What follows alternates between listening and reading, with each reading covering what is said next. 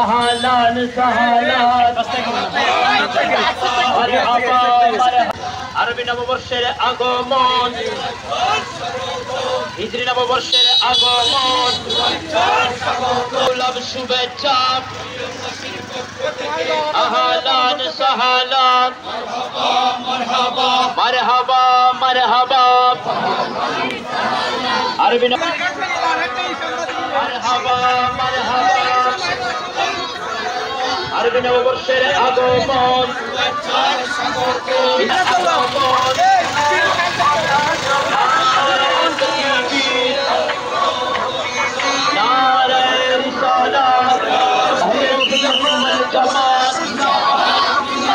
আরবি নববর্ষের আগমন আগমন, লাল গোলাপ শুভেচ্ছা,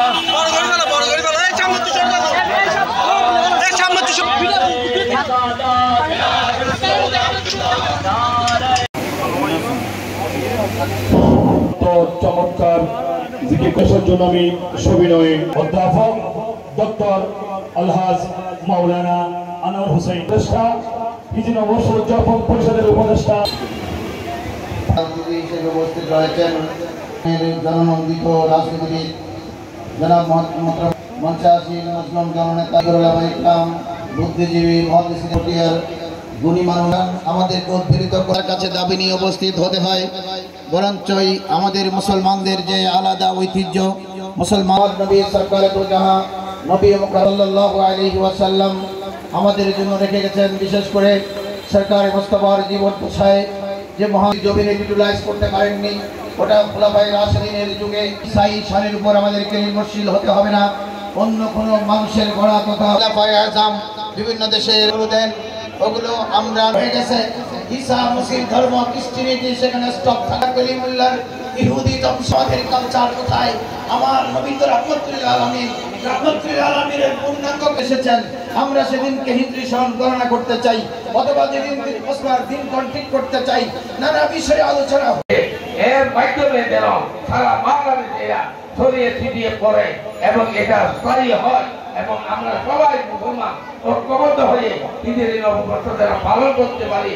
আল্লাহ আপনার রহমত কামনা করে, আপনার সাহায্য কামনা করে আমি আমার বক্তব্য পরিচয় যখন যেই কিছু চাইবে যেটা প্রয়োজন আমি ইনশাআল্লাহ কথা দিচ্ছি আপনাদেরকে আমি সর্বাত্মক সহযোগিতা দেওয়ার আশ্বাস দিচ্ছি। ধন্যবাদ সবাইকে। আল্লাহ হাফেজ। বাংলাদেশ জিন্দাবাদ।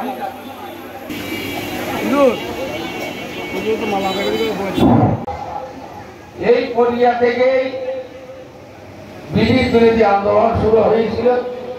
এই পরিয়া থেকেই স্বাধীনতা ঘোষণা শহীদ প্রেসিডেন্ট জিয়াউর রহমান স্বাধীনতা ঘোষণা করে পটিয়ায় অবস্থান করেছিলেন।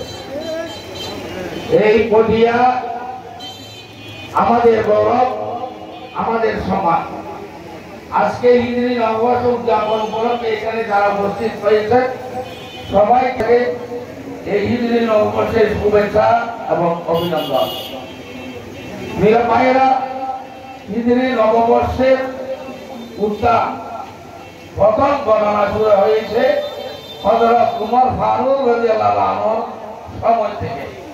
আজকে আমি পত্রিকাতে দেখলাম হযরত উমর ফারুক রাদিয়াল্লাহু আনহু চিন্তা করলেন সময়ের প্রয়োজন, সমাজ চিন্তা ভাবনা করে আমাদের প্রিয় নবী হযরত মুহাম্মদ মুস্তাফা সাল্লাল্লাহু আলাইহি ওয়াসাল্লাম যখন মক্কা শরীফ থেকে হিজরত করলেন